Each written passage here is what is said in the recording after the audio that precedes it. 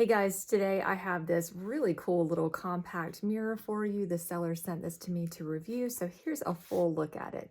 It's got this really nice kind of diamond pattern design on the front, very durable, good construction. It snaps shut right there, so it doesn't like wobble and open up. And it's very portable, so you can easily travel with this.